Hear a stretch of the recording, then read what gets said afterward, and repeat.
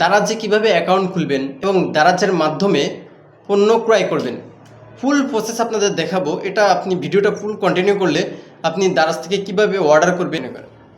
Play স্টোরে যাব, দারাজ লিখে সার্চ করব, দারাজ অ্যাপ আমি ইনস্টল করে নেব, ওপেন দিব।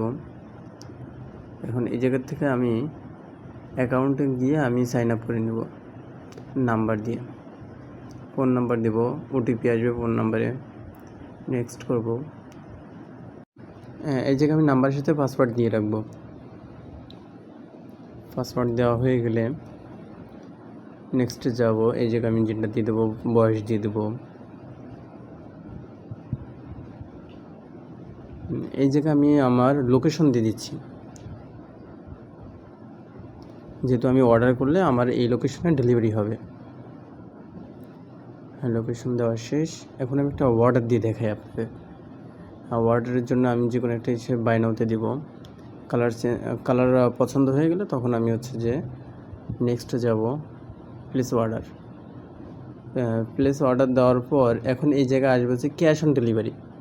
আমি আগে পার্সেল হাতে পাবো, তারপর টাকা দিব। Order confirm.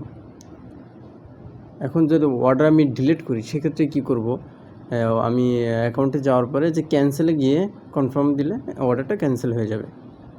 এই জায়গায় যে কোনো একটা রিজন দেখাতে হবে। তো এইভাবেই খুলতে হয়।